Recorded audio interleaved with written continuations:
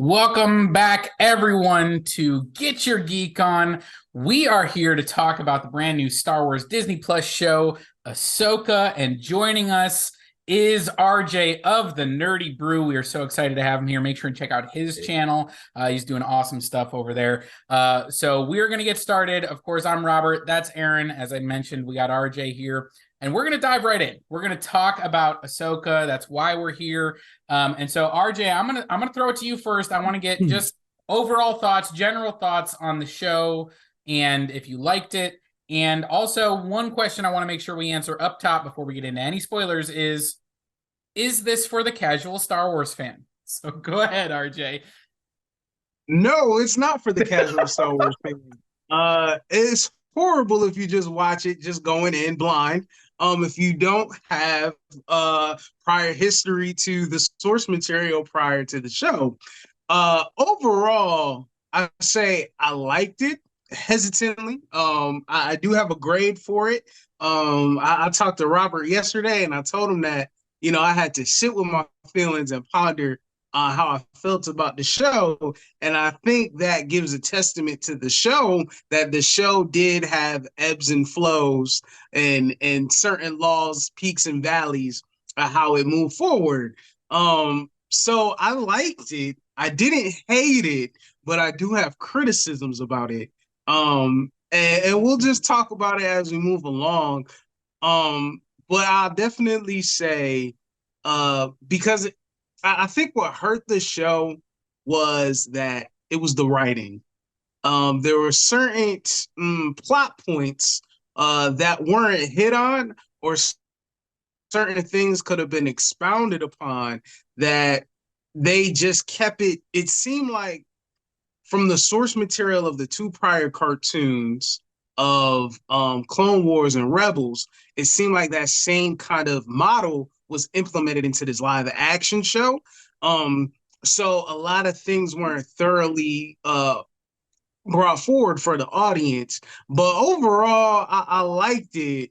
There was a lot of member berries that like pulled at my heartstrings that I loved about the show, but like all in itself, in isolation, it has some problems, but it's not the worst thing from Star Wars. It's not Boba Fett. It's not, other things that we could talk about, but it's not that.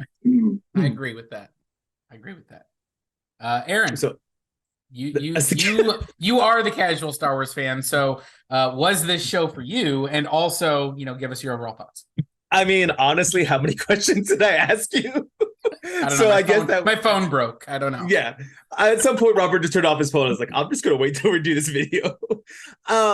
The main thing is you both are right. I think we've talked about it offline, and what RJ you just said, it isn't for the casual fan because it doesn't talk about a lot of things that I was like, who are they? Who is this? What is this? Why is this significant? Am I supposed to know what's going on here? I don't understand any of this. I don't like the witches. I'm like, wait, there's magic now? Like, why was that never The talked Force about? has always been magic. This is just a different kind of magic. But see, that's not how it's explained in the movies.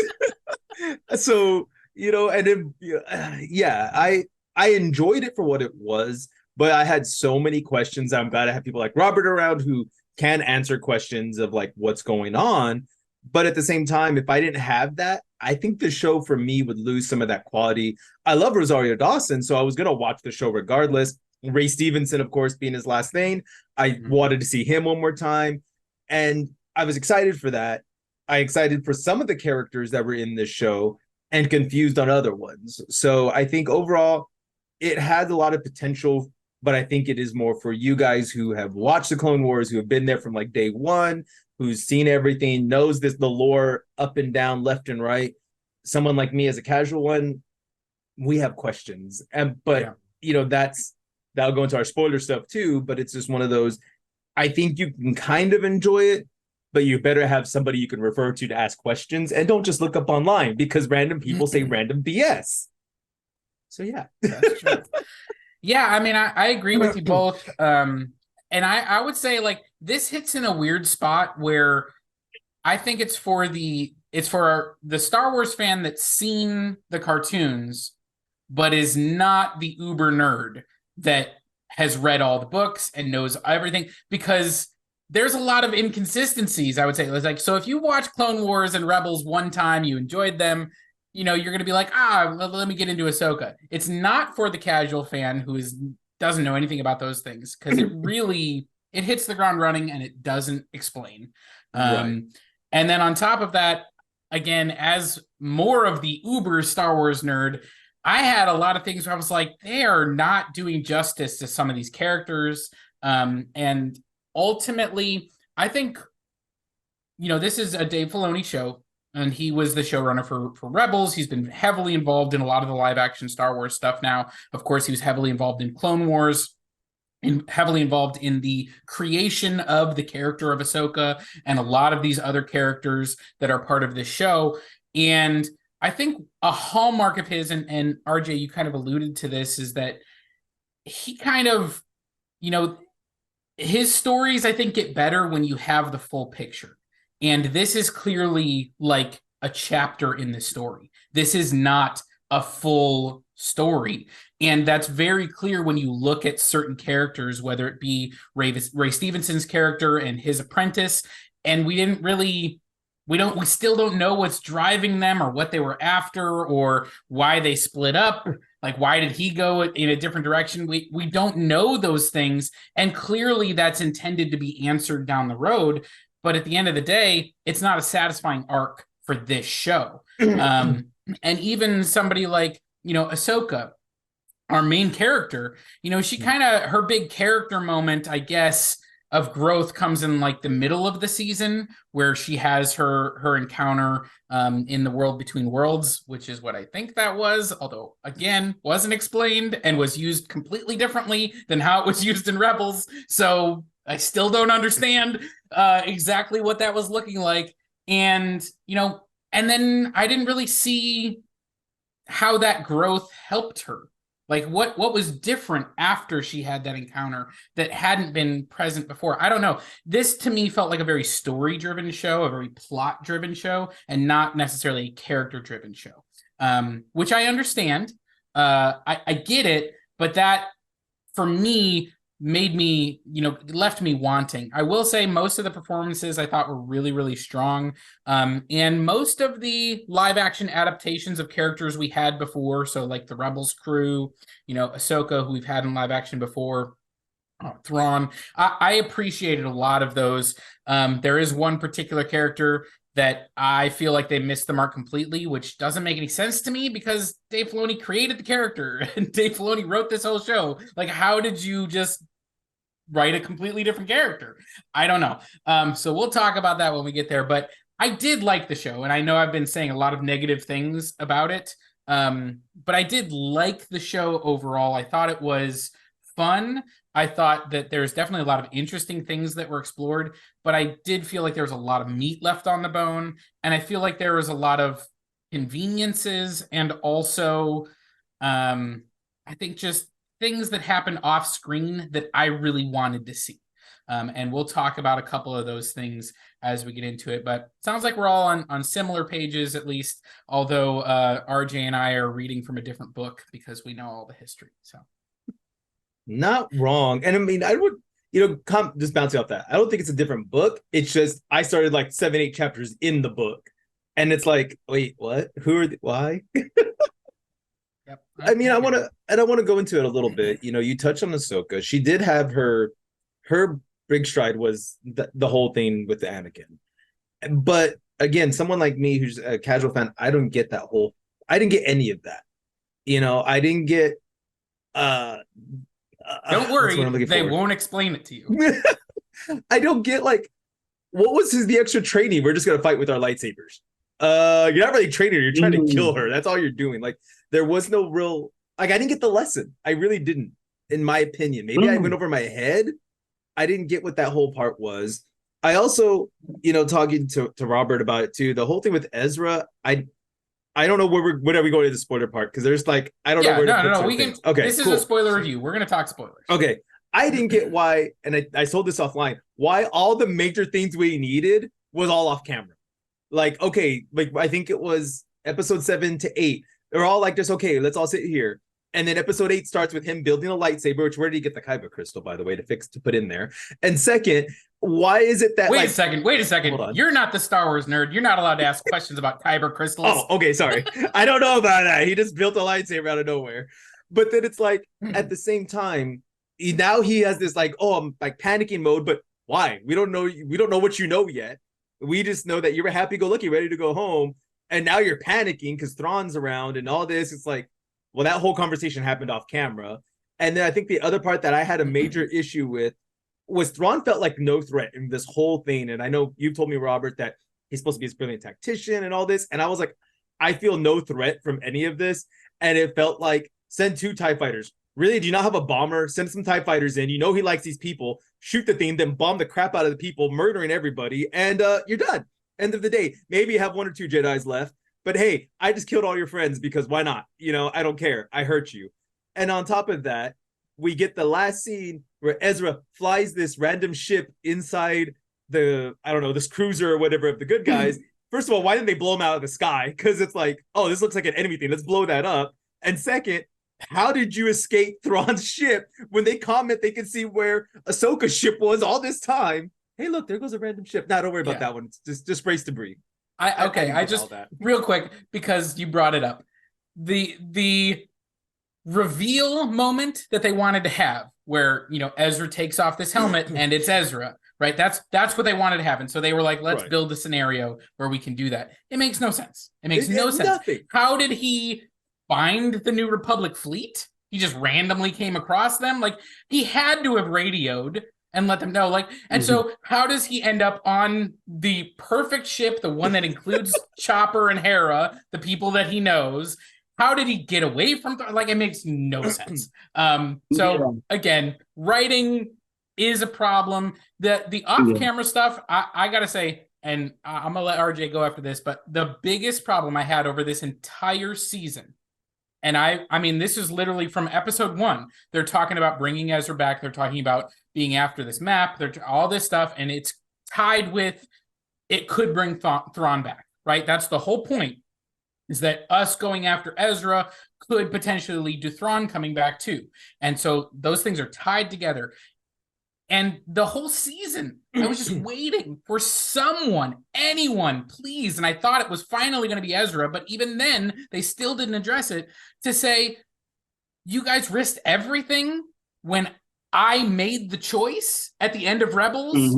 He consciously made the choice to sacrifice himself. And yes, he did want to be rescued. I'm not saying he doesn't want to be rescued, but he made the choice that in order to take Thrawn off the board, in order to do that, I have to go and I have to be sacrificed. And so to undo that choice, or potentially undo that choice, like, why did no one have a conversation about that? Why did it was hinted at with Ahsoka and Sabine, where Ahsoka told her, like, we have to make the choice, and that kind of thing, but it still was never like explicitly said, like, this is about honoring Ezra and his choice. And I was waiting for 3 episodes after they introduced him for him to get told how Sabine got here, to be aware of all this stuff, and for him to be angry that they undid his choice, and they just didn't do it. And it made no sense to me. I was so confused. RJ, can you help me? Can you explain it?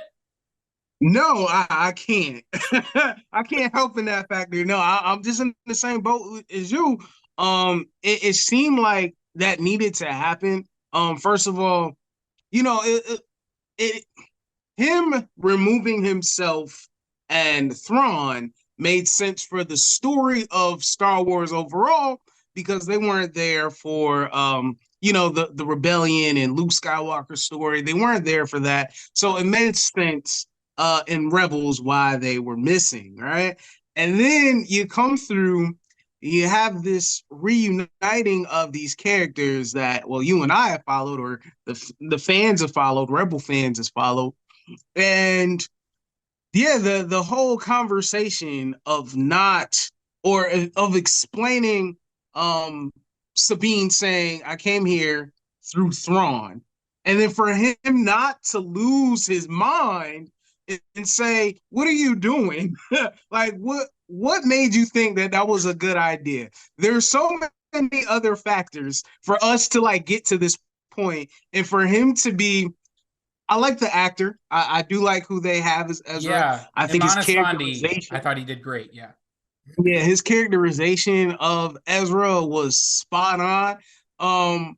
But there's so many questions that the show didn't answer, and I didn't think that's like having pulling from J.J. Abrams of the Mystery Box was not a good idea. You have 10 years of time of not these characters being together, and then we have the question of Thrawn, and, Thrawn built this fleet. He had his allegiance with the Night Sisters. We find out, he woke some of them up. Some of this stuff was, hinted at through dialogue. But why did he let Ezra go? Right? Getting into that new galaxy, what was their union like? What was their departure like? What were all these factors leading up to where they were 9 years later or 10 years later? And the show just ignored that. And for Ezra not to be upset was diminishing what happened in Rebels. It doesn't make any sense.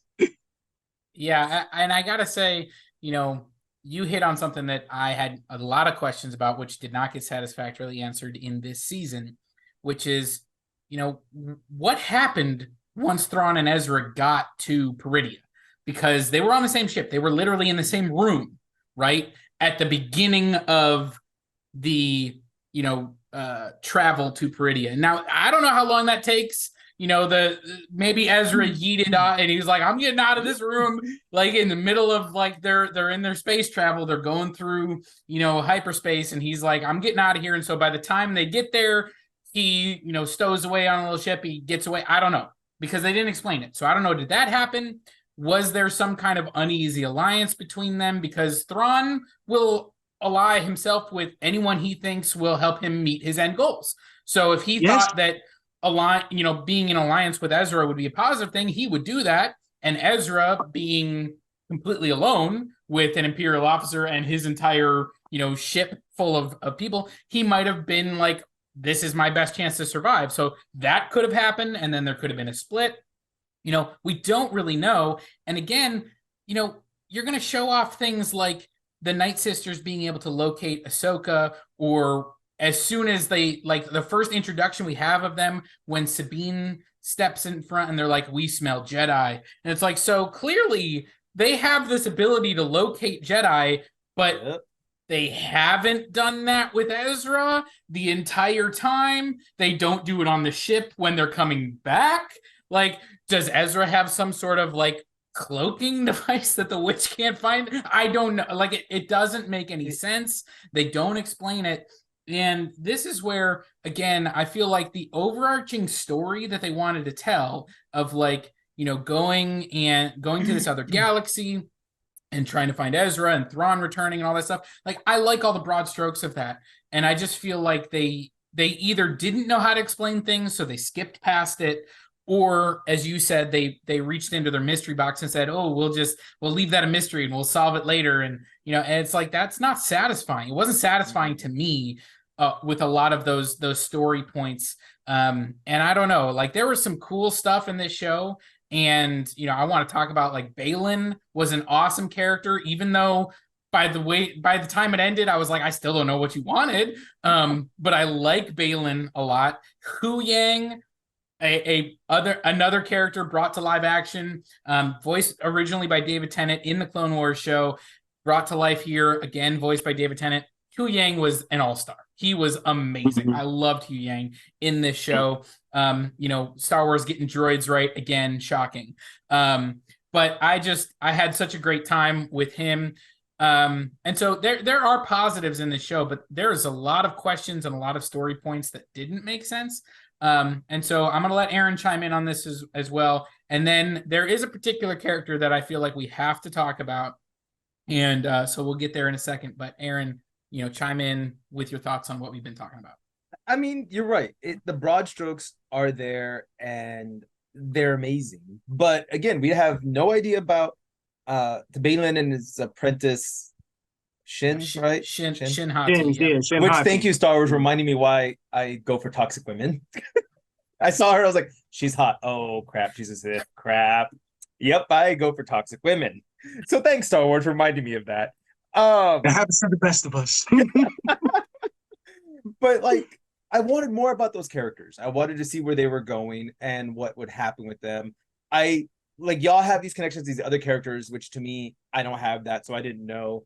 I think there needed to be more explanation. This needed either to be a little bit longer of a show, maybe 1 or 2 episodes, to get some of those. Okay, here's our down episodes where we're just going to do a lot of dialogue to build up the story back up to the high points, or it just needed an extra 10 minutes in the episode to have that conversations, those actions with everybody, because I want to know what's the big deal about this general. Why does she want Ezra? Why does she want to help him? Why does she care about it? Like, I don't care. I had the same things with Thrawn. Like, it would have been cool to see, like, maybe like take that last part of Clone Wars or whatever and do like a flashback of maybe they made an alliance. He's like, you know what, I'll be your mercenary for right now to help clear a planet. Maybe there was a hostile people there, so he needed some help. Okay, well, I'll help you, you give me food, and then I'll just be on my way. Cool. Like, that would have been okay. But plus, it gives us more depth to Ezra. Is there a darker side that he's done? Like, maybe he did some shady things with him to give him, hey, if you watch Rebels, yes, there is. See, but it's not hinted at in this show. No, this show, he's hinted as like this gullible, like, hey, I'm happy-go-lucky. You've been stranded for like ever. I don't think I'd be happy-go-lucky. I'd probably be a little murderous by now. And then again, when you see these people, like you comment, Robert, and both of you have said this actually, it's like, wouldn't that first thought in your head be like, yeah, I'm happy to see, oh shit, what just happened? Why are you here? Like, are you really here just to save me? Or what's going on? How did you get here, by the way? Because I took a dang, like, space whale thing here. Don't worry, I'm just not going to tell you. I'm not going to tell you. No, going to tell you anything. Don't worry about it. And then every time he asks questions, don't worry about it. We'll tell you later. Off screen. We're going to tell you off screen, by the way. So the people don't know about that, too. Maybe. I still don't know if they ever told him. He just assumed finally. He's like, you know what, guys? I hate all of you. I just assume now. I think the one cool thing I liked was the last episode, that zombies are now canon in Star Wars, because I love zombies. And I love that zombies act the same way in every dang thing out there. You got to chop their head off. I was like, that's something different or unique. Nope, just chop its head off. It's still going to be just a normal zombie. I thought that was kind of cool, though. And I thought that was kind of nice to see that it almost made the stormtroopers a threat again. Because to me, whenever they fight Jedis, they're not a threat really anymore. It's just like, oh, we shoot the broadside of a barn and still miss. But this gave you that little bit of, there's a threat again. And I like that. Even Ahsoka in slow motion deflecting blaster. I don't know. She looked so awkward deflecting blaster. In close quarters fighting, Ahsoka was good. When they were doing like wide shots of her like deflecting things, it was like she was moving like this. And I was like, what is happening with this action? But you're right. There's no threat until they because they wipe out a whole room of them. And then it's like, oh, wait, we actually didn't wipe out. So I appreciated that. It was nice because again, like you said, like you see Ahsoka turn around all like snotty, like, okay, I got what? You're not dead. And then I like that though, they kept shooting them and they would just get back up. And we got that threat again. And that was nice to see. Because to me, anytime a Jedi fights stormtroopers, it doesn't do anything for me because you're gonna get away. It's not episode 3 where you guys have to die. Now you're gonna live probably. So, yeah. This show had a lot of plot armor for our characters, especially. All right, so we got Sabine piloting the ship. She rams it into 2 TIE fighters. She crashes the ship and she walks out unscathed. The ship didn't even blow up. So they were like, we're going to subvert expectations and not have the cool walkaway scene. And like, she just lived through it. We have Ahsoka falling to her death. And then it's like, what happened in her trance state? What happened in between the issue?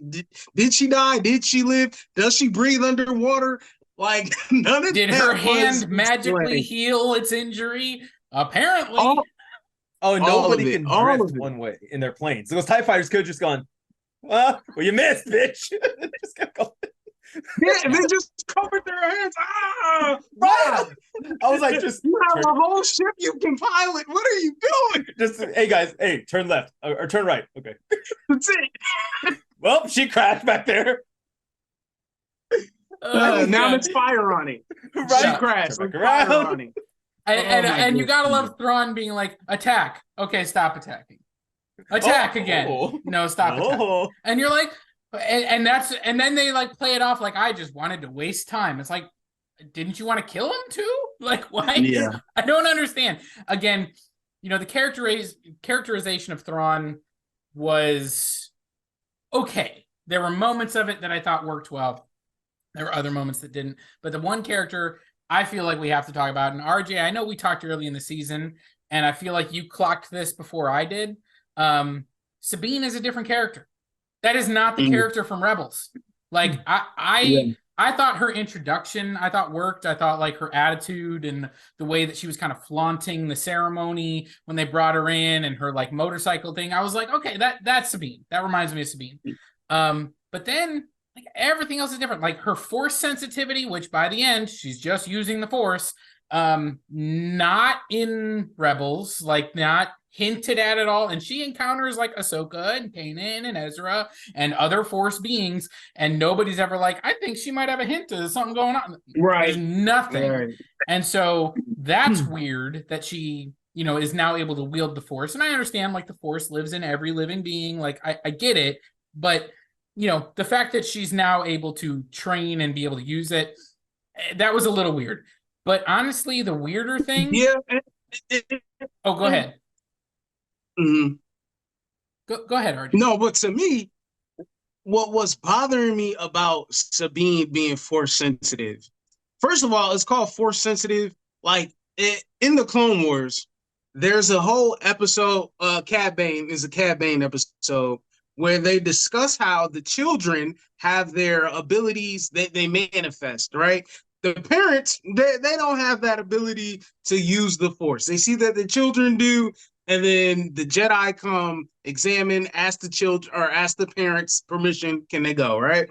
And the thing is, yes, the force is flowing through every living thing in this galaxy within this story, but even for Thrawn's people, the Chiss, children have, well, this is from books, Aaron. This was in the new Thrawn novels, but children have the ability of the Force. They use the children to navigate the unknown regions. The children are called Skywalkers, right?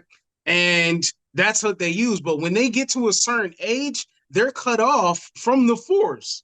And so when it comes into Sabine and watching her story from Rebels, she has always been capable of a lot of certain things. She's been able to be a tactician. She's able to be a mechanic. She's been able to be a capable fighter. But the thing is, when all of those things make her a good character, force sensitivity wasn't one of them. And then when we get to this last episode, the biggest thing that really took me back is that she had the ability to push Ezra with the force before she even got a chance to grab her lightsaber, or was it after? But I just know that it happened. And when it happened, it made me take a step back of like when did she manifest this? I know that she's been working on it all season, but what was the reason behind it to be unlocked as it was? Well, so and that was because that episode, I think we see her use the Force a few times. The first time is when they're trying to get into the temple, and it's like open the door, and they all do it, and so there isn't really a sense that she's the one that did it, right? We know Ahsoka and Ezra have a lot of power, so that's the first time. And then you're right. The next time we see her use it is when she does the Force push with Ezra, because the lightsaber thing isn't until after. No, that's when she's fighting with Ahsoka. No, and that's when she comes back. She's fighting those black stormtroopers with Ezra, and that's when she chops it. She grabs it, pulls it, and chops the head off. Oh yeah, you're right. You're right.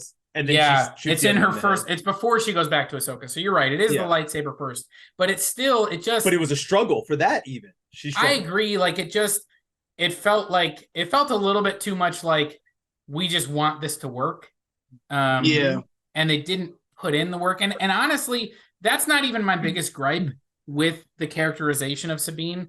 My biggest gripe with it is that she just felt like a completely different character. I know time changes you, and like we're not fighting in the rebellion anymore. And I know that, like, as they reveal, which obviously we kind of knew, or at least RJ and I did, because of her history of being a Mandalorian and everything that happened on Mandalore. Like, you kind of knew, like, okay, her whole family's dead.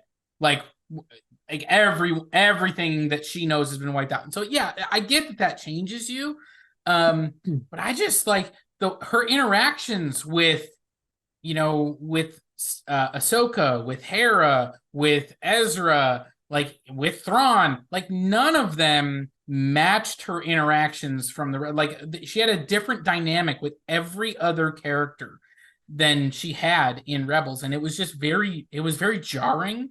It was very odd, and I don't know. I really struggled with that character, and I like that character a lot in Rebels. Yeah, a And lot. I really struggled with her in this show. Yeah, there was one thing that I just wanted that I didn't get to express is that because Sabine is force sensitive now, I feel like it's diminishing the rarity of the Jedi or any other Force user of in the story that they're trying to tell.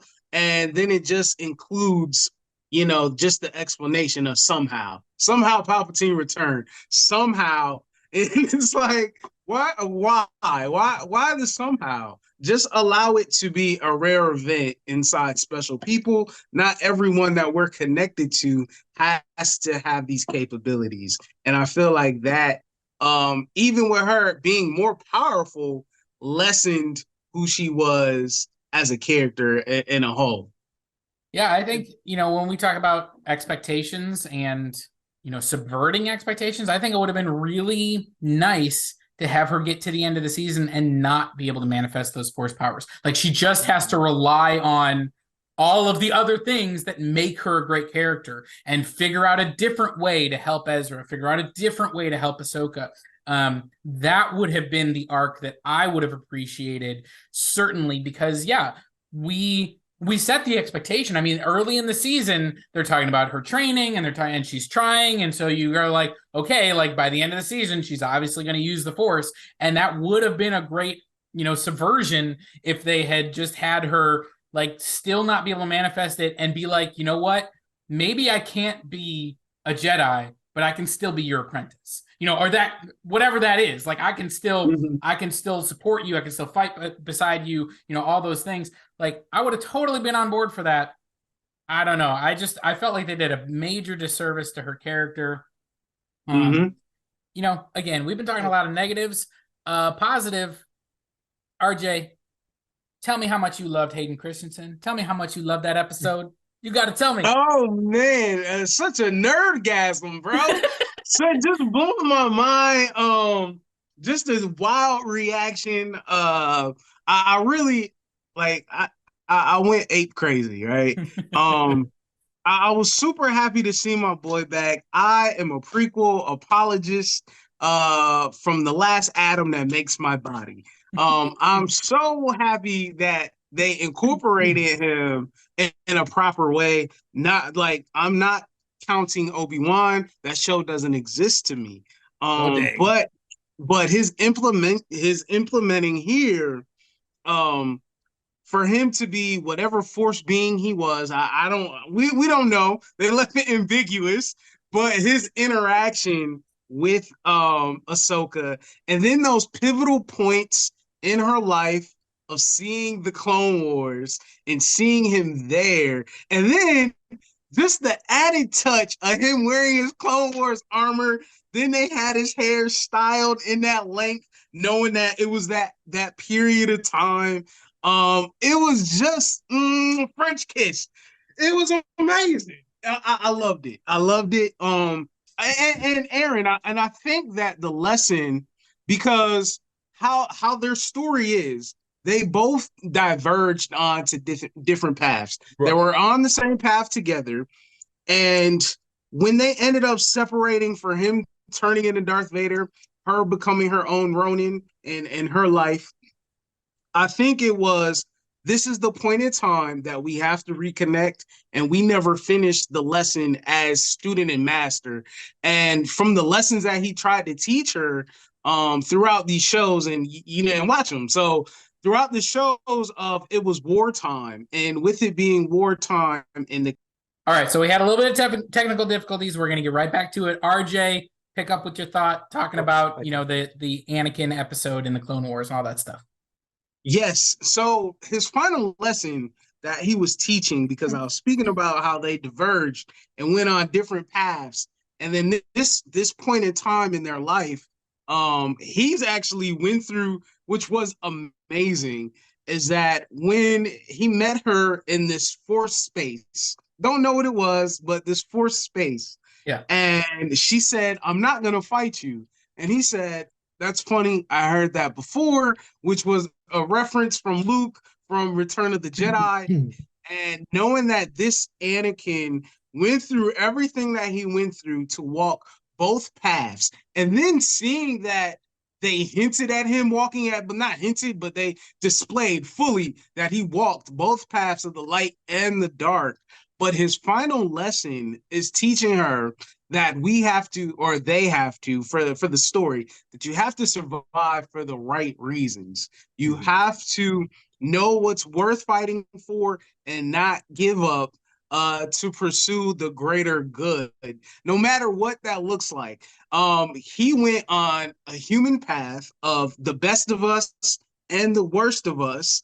And for him to know that he made it to a balance of caring about his children, basically, which redeemed him. And also through his characterization of the Clone Wars, he has, even though he always tilted on the dark side, he was always willing to, slice people, but he always felt like there was a justifiable cause or for his greater good or the greater good. And he ended up losing everything. And so he wanted Ahsoka to understand, out of the things that she's not feeling complete about, get to a place of completion and reconciliation so that you'll be able to survive, because there are these threats. And he's not physically around. He's a force ghost. They can do whatever, how they manipulate, but for the most part, he's not around. So he sees and understands that, Thrawn is a problem. So he's like, you got to get out this situation that you could survive. And Ahsoka and Ezra, not Ahsoka, I'm sorry, Sabine and Ezra need her. They need her. So that was the lesson. Yeah. That was the See, lesson. that makes sense then. And I would say that, I took that lesson, but I felt like there was a little bit more going on there too, where, I think it was about choice. I mean, the lesson was about choice, and you alluded to that, RJ. But it is truly like, you always have a choice. You always have a choice to fight or not to fight. You also have a choice how to fight and how not to fight. Like, you have a choice every time. And that, like, a quote was playing for me because this stood out to me. I did a rewatch of Rebels before I watched Ahsoka, and there's a line that gets said to Ezra as he's in his Jedi training, which is, how we choose to fight is just as important as what we fight for. Right. So it's not just one or the other. It's not just fighting for something, but it's how you choose to fight, because we've seen that in stories, from the beginning of time. Like, you might be in the right, like you've got the right, you're on the right side of the fight. But if you stoop to the level of like using the same tactics or the same things as the other side, then you're no longer representing that positive thing, right? And that's Anakin. I mean, that's his story, is that he was fighting for peace in the galaxy. I mean, how many times did he say, and it's making me think of Peacemaker. It's like, I'm here for peace, and I'll kill anyone that I have to do to get it, right? And it's like, I don't think that tracks. Like, Peacemaker, like, you're a villain, bro. And it's like, that's how Anakin is too. It's like, you can say that you're trying to bring peace and order and all that stuff, but you're literally just killing anyone that disagrees with you. I don't, like, you're choosing the wrong way to fight for that thing.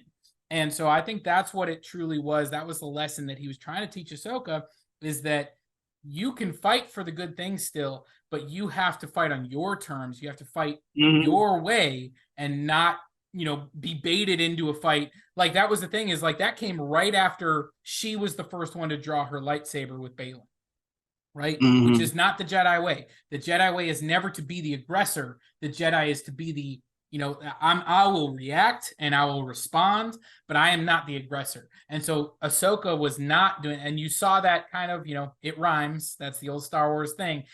In their final confrontation, Balin lights his lightsaber first. And that was very important. Like, that tied it together. Is like, he's the one choosing to fight this way. And she just gets away. Like, I'm not gonna kill you. I'm not fighting to kill you. I'm fighting to get away. Right. And so once again, is choosing how to fight. That, I felt like that was a strong moment. I think that was one of the best episodes in the series. The visual effects were really cool. I mean, you could tell some of the budget stuff where it's like everything is like blurry and fogged and all that stuff. And I'm like, man, I wanted to see more of these like battles and stuff. But it was really cool to see Ahsoka in the Clone Wars. And Anakin there as well. We even got a brief moment of Captain Rex, which was great. I would have loved to see him updated. I don't know if he's still alive in this timeline. They haven't made that clear, but I would have loved to see Captain Rex in this time period after the rebellion. He'd be pretty old at that point. But I love Captain Rex, and so that would have been cool. But it was nice to get a little brief glimpse of him. Again, close quarter action fighting. I thought the final battle between Ahsoka and I can't remember her name now, the witch that they have at the end. That was a really cool fight. Like their kind of samurai fight that they were going back and forth, where she had her like magic sword and was fighting Ahsoka. I thought that was a cool fight. And the actress, I think, is actually like the granddaughter of some famous martial artist. It might. I feel like Bruce Lee is in my brain, but I don't know if it's officially Bruce Lee. But she's there. She is like a descendant of a famous martial artist, and you could see like it was just a well choreographed fight. It was cool to watch. They're kind of going back and forth. So I appreciated that portion. I thought the space stuff, like the space chases and battles, that was all cool. Again, there's a lot of really cool stuff in this. We haven't talked much about Lars Mikkelsen as Thrawn. I thought his portrayal, again, was good.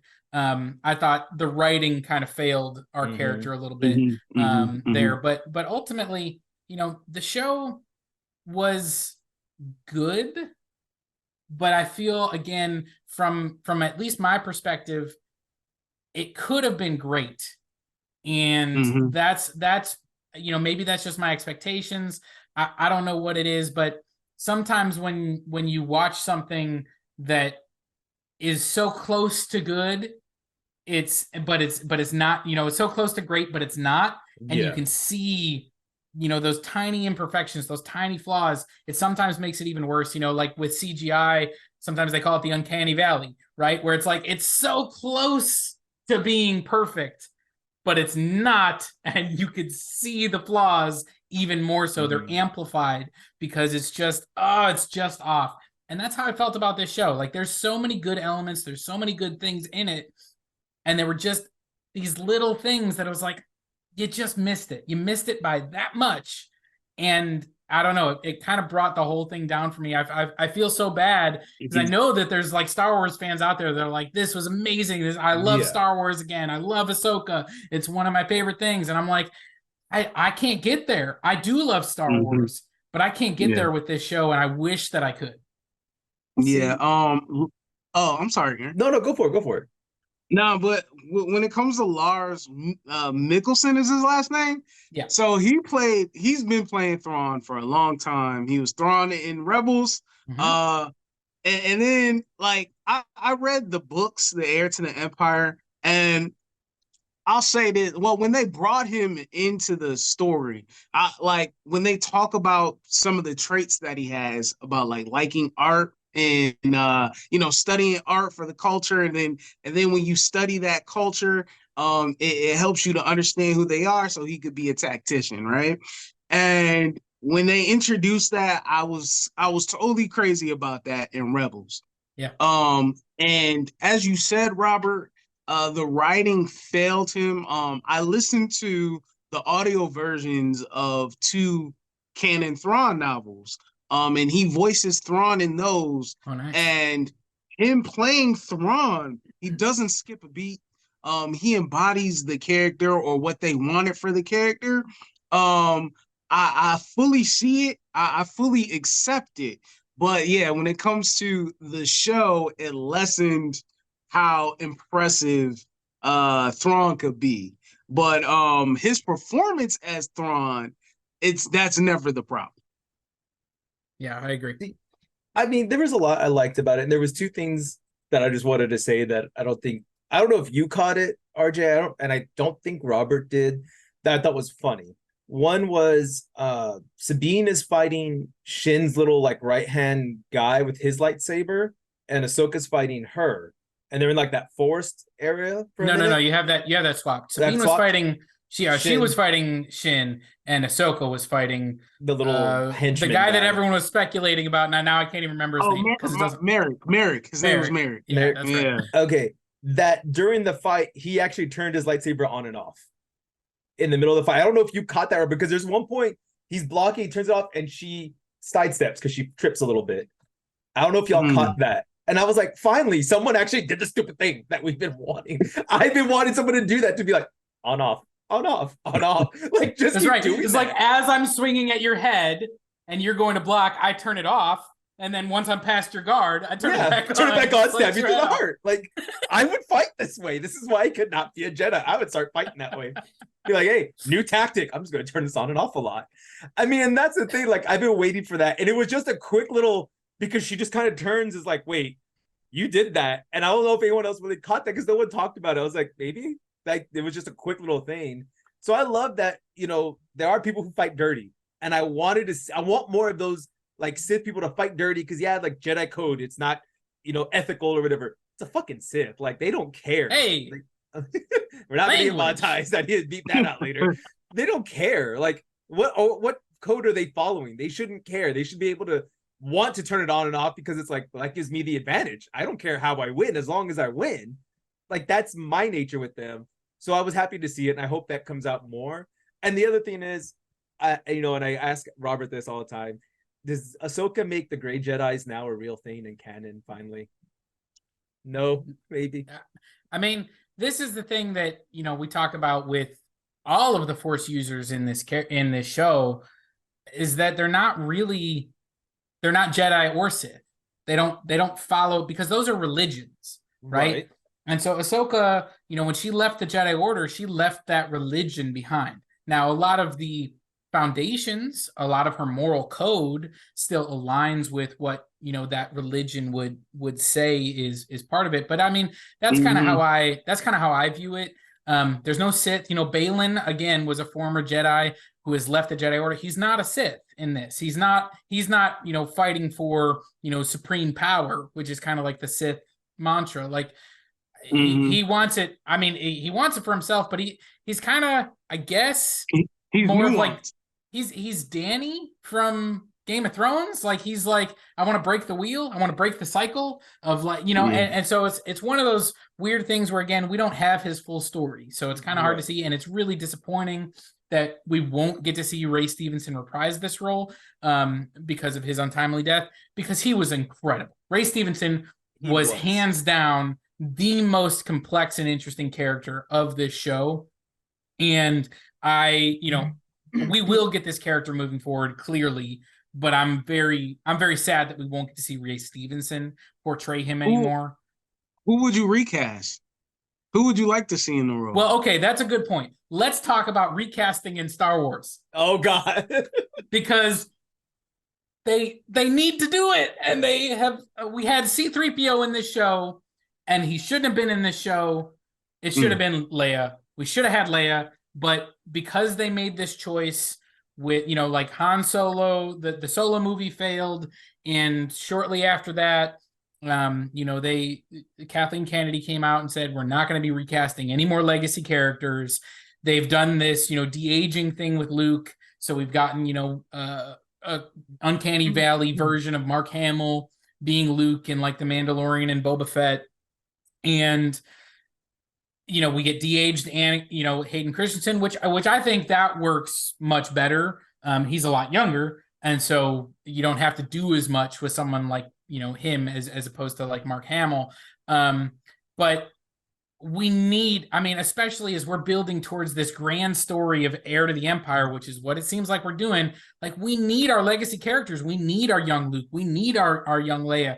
And I feel like they need to change course. They need to be open to recasting, because we need a young Leia, and we don't have Carrie Fisher around anymore to do the capture like Mark Hamill can. So we can't even get the uncanny valley version of Leia, which we got at the end of Rogue One, which didn't work great.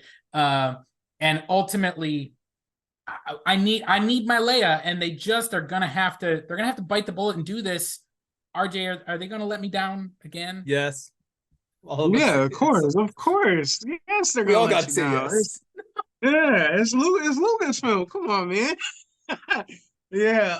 I think. I mean, I don't know if she got a good concierge or vizier in her ear, but if I was to, especially going to Heir of the Empire, Leia is super prominent in dealing with a lot of the politics, and knowing that Thrawn is a threat.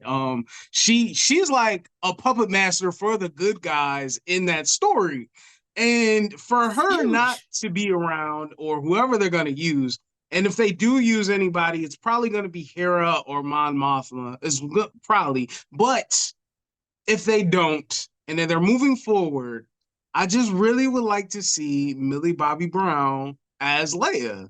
I think that would be good casting. She's young enough. She's right there. And in time, the story is she would be the age appropriate for Leia in the story. And yeah, they're going to let us down for sure. But I wouldn't mind seeing Alden return. I think that he did a good job as Han Solo. Mm-hmm. Yeah, the movie just had problems. Actually, the movie's fine in itself, but nobody asked for it. That's what it was. Nobody asked. And yeah, it just seems like that would be the right move. I hope that Dave Filoni and I hope that Jon Favreau or whatever other producers just hold the reins and say, this is the direction that we're going to recast. You need to go that way. And then you get Sebastian Stan to play Luke, because that's who everybody feels. I feel like they want that at this point. He looks exactly like him. He really does. You throw him up there, you throw all these people. I would like to see where this is going to go. Like, I do want more, but I want more story explained. Because again, the casual fan, which, let's face it, at the end of the day, you're trying to get new fans in to keep this franchise going for another 50 years. If I'm not, and someone like me is not invested in someone younger who hasn't seen a lot of the stuff, they're not going to get invested. They're not going to want to watch it and be like, well, now I'm too lost. I just don't care anymore. Like Star Trek, I want to know more about Star Trek. I don't watch it because I'm so lost, because there's so much history and I never watched all of it. Now, Doctor Who as well. Doctor Who, I only went back to the 9th Doctor and I stopped. I'm not going to go back to the 1st Doctor and learn all that stuff. And I'll just ask questions and look it up online. But, I skipped Matt Smith, went to Capaldi, and went from there too. And it's like, you can't skip with Star Wars though, and then be like, oh, let's watch from here. Doctor Who, you can't. You could just pick up at any Doctor. Yeah, you miss a little thing here and there, but it's explained. And Star Wars isn't explaining everything. So it's like, if I just popped in with no knowledge, watch Ahsoka, I'm gonna be so confused. Like, why? Like, the other questions I have: why did Sabine feel Anakin but not Ahsoka? If Ahsoka is supposed to be in touch with the Force, what was with the stupid bird that she was looking at the end? Like, okay, there's a random bird. Whoa, okay, cool, bird. Whoa, we don't use the word stupid when we're talking about that bird. Okay, well, what's the bird for? And it's then why Morai. The bird is named Morai. I'm gonna let RJ talk about Morai. Morai. Well, before you get that real quick, hold on. Before you get on that, why was Ray Stevenson on top of a statue of himself too? It's all tied together, and RJ is going to tell you all of it. Okay. Right? All right. So there was an arc in the Clone Wars called the Mortis arc, and in the Mortis arc, there were these beings that represented the manifestations of the Force. It was the Father, the Son, and the daughter.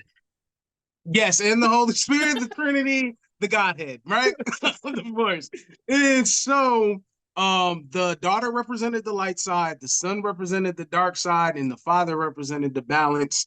Ahsoka, in that arc, she got sick and ill, infected from the son, and then the daughter gave her life for Ahsoka to be healed, and then from that, from the Force manifested this bird, the bird that we saw called Morai, and Morai became a companion and traveler with Ahsoka. So that's why we ended up seeing the stupid bird. It's not a stupid bird, Aaron. Give it the proper respect.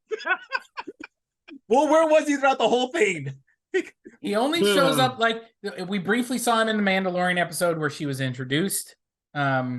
We saw Morai in that episode, and then he's not always next to her. It's not like a constant companion. It's more like when Morai shows up, you know that things are gonna be okay. Like, that's where Ahsoka is, and that's how you can do that. But I do think when you ask that question about the statue, I don't know. This is, again, not made clear. Clearly, they're going to build on this and they're going to tell this story later. First off, I was getting strong Lord of the Rings vibes, like with the kings of old. That's what that statue looked like. And then also when I first saw it, I was like, is that a statue of Ray Stevenson? Like, is Balin Skull like a like immortal being? Like, and he's gone back to his roots or something like that. But I think the speculation that I've been seeing is that is the father. That is a statue of the father. It looked just like it.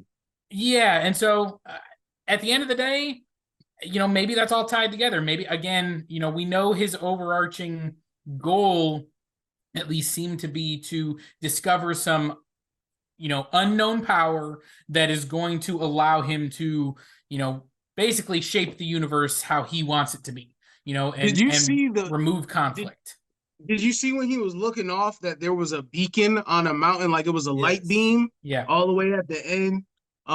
So there's something that's there for him to unlock and unleash. So just, again. there is, Aaron, in Legends continuity, there is this being called Abeloth, and Abeloth was in Luke's time period, in the future after Return of the Jedi. And Abeloth was a Force seeker, but ended up becoming a manifestation of chaos. It's very like monstrous looking.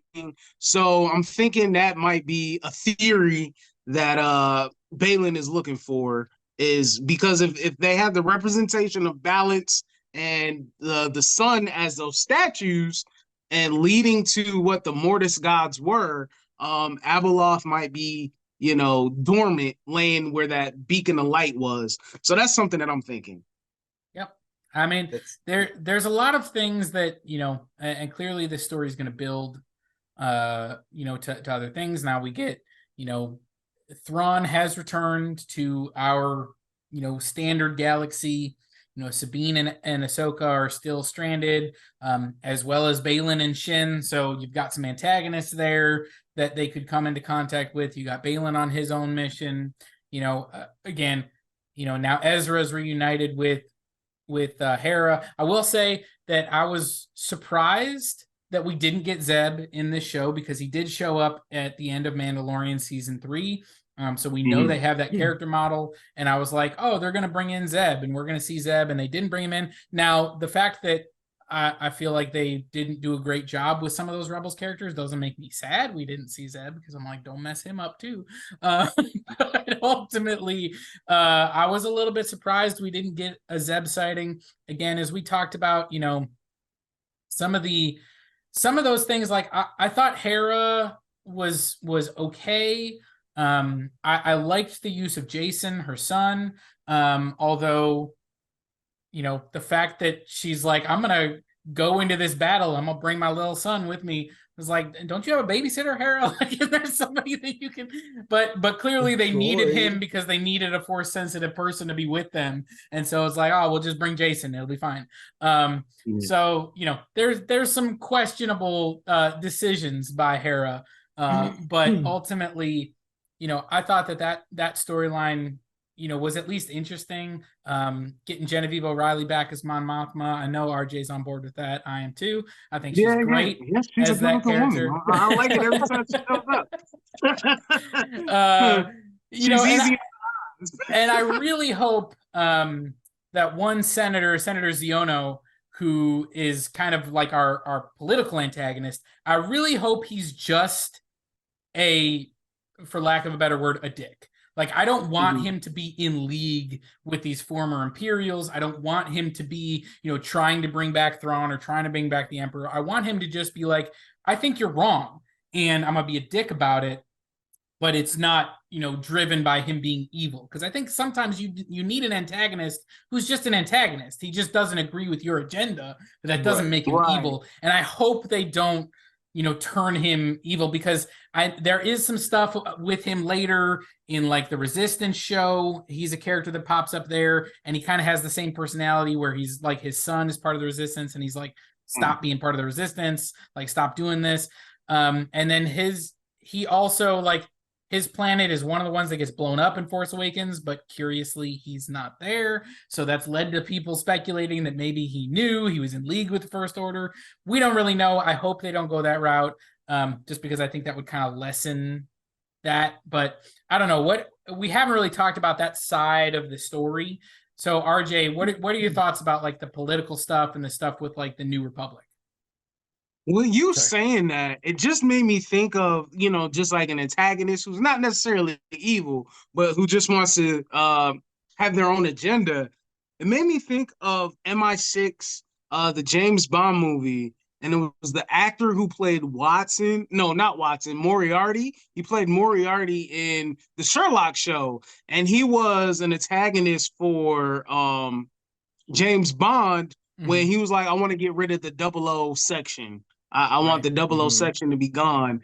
And, he just wanted to implement new ways of being, in the spy field. So if he was the senator to do that'd be really good. I think that the political stuff, they did not, that was the B story. I'm going to just say it was the B story. They did not put any like salt and oomph flavor seasoning inside of that story. It was a couple scenes to say like, we have to move the plot along, but it wasn't enough to add some weight and add stakes to the show. It was just to move the plot along. Definitely. I think that there should have been a lot more urgency and agency and a lot more hesitation when it comes to Mon Mothma, or I think we should have seen a lot more hustle of conversation of like, how do we move forward if Thrawn is coming? And if Thrawn is coming, like, we already know what we dealt with, and they have to know from what happened in Mando season 2 that there's remnants of the First Order. I mean, not the First Order, the Empire, and they're counseling together. They may not know the council, but they have to have some type of inkling that they're out there. And then with Ahsoka and Hera, knowing that the dude said for the Empire, somebody said that out loud. It seems like there should be more agency to the situation. There should be, it should be like at least on orange alert for the problem. Why do these characters, because Christopher Lloyd did the same thing in Mando, it's like, why do they like announce their intention before they attack? It's like, bro, like, just shoot them, and then after they're dead be like, for the Empire. Like, I don't understand it. I did want to, just before Aaron chimes in on the political stuff, you're talking about urgency. That was one other thing that really, really, really bothered me after Sabine and Ezra got together, is there was no urgency. And it was like, aren't you like trying to get away? Like, Sabine, don't you have to be like, hey, listen, our only way off this planet is on Thrawn's ship. We got to get there. We got to stow away. We got to, like, whatever it is. But where's the urgency? Are you just like, okay, now we're reunited. Let's just chill. Let's just chill. I just want 5 minutes to chill, guys. It's the parent who has been dealing with their kids all day who just needs 5 minutes in the bathroom. That's what that was. I just need 5 minutes not to deal with BS. That was my wife last night. We had a major storm here in the morning. Everything, it's been raining. It's been crappy all day. Last night, she's like, I'm going to go mow the lawn. I just need time away. I was like, all right. That's funny. You do what you do. You. See? I got the kids. That's what Sabine was. That's cool. That's what Sabine was. She was like, I'm just 5 minutes, guys. Just give me 5 minutes. And we'll talk about all this off camera. I just need quiet. I was just saying, I mean, we've hit everything, I think, on this part. And I wanted to see at the end of all this, what is y'all's ratings of it? What do y'all rate this show? All right, we usually do this out of 10. I'll go first. Okay. I'm gonna throw this at about a 6.5. I think it was better than average. It was certainly I liked this better than the Kenobi show. I like better than the Boba Fett show. I liked it better than season 3 of Mandalorian. Yeah. It is behind the first 2 seasons of Mando for me, and it's also definitely behind Andor. That is still my favorite Disney Plus show that's been in Star Wars. And so I like that, and there is a lot of good in the show. There's a lot of interesting ideas. There's a lot of cool scenes. I feel like we've hit on pretty much all the things that I thought just could have been plussed. Like that's really what we needed. We just needed someone to be like, hey, we need to make this a little better. The reunion between Sabine and Ezra. It was like, I understand you're trying to subvert the expectations of like, this has been a lot. And so they're like, going to be casual about it, which does harken back to the relationship a little bit, which is like that kind of playful relationship. But it also was like, that should have been a facade. That should have been like 2 seconds. And then it's the breakdown of like, it's so good to see you. I've been waiting so long. Like, we should have seen more emotion. Because the Ahsoka Ezra reunion should not be more emotional than the Sabine Ezra reunion. Right. Like, they knew each other a little bit, but Sabine and Ezra were like brother and sister, and at different points, maybe Ezra wanted to be a little bit more. Who knows? But that was like, we needed that dynamic to come through, and it just didn't. So again, I just feel like there was somebody that needed to just be like, guys, we got to plus this. And I don't understand, this is Dave Filoni. It's his baby. And it's like, I don't know. I feel like we just missed the mark just enough. But yeah, 6.5. I still enjoyed it. I liked it. I want more because I want them to tell the whole story so that I can, have all those pieces filled in. For me, I give it a 6.5 as well. And so to what you were saying, Robert, the first 2 seasons of Mando, to me, is not only top tier Star Wars, it's top tier television. I thought they were phenomenal for me, anyways. So those are always number one to me. Those 2 seasons. Season 3, I'm still angry at season 3 of Mando. So that kind of like knocks it down. And so when it comes to Ahsoka, there's so many things that I loved about Ahsoka because I loved Rebels so much. And as I said, I'm a prequel apologist, so seeing Anakin makes it like, go over the bar. And as in comparison to all the other shows, I didn't like Andor. I'm not gonna like Andor. I watched it for my buddy Robert. Like, I tried to love it, and I was like, I am dying slowly watching this show. You're like, hey. Let me just say, the reason you don't love Andor is the same reason you love the prequels. Okay, I'm just gonna say. Maybe so. But all in all, yes, it was a 6.5. And then when it comes to seeing Thrawn. Thrawn is my favorite Star Wars character. So yes, the show had a lot of good things going for it. But just like some of the things that we talked about, Sabine dealing with the Force, some of the writing, just the issues that are beyond nitpicks but are legit criticisms, that makes it go down for me to not raise it up even more. And like when I said, starting it, there's peaks and valleys when it comes to the show. So it wasn't always on a high note, but the high notes were great when it was there.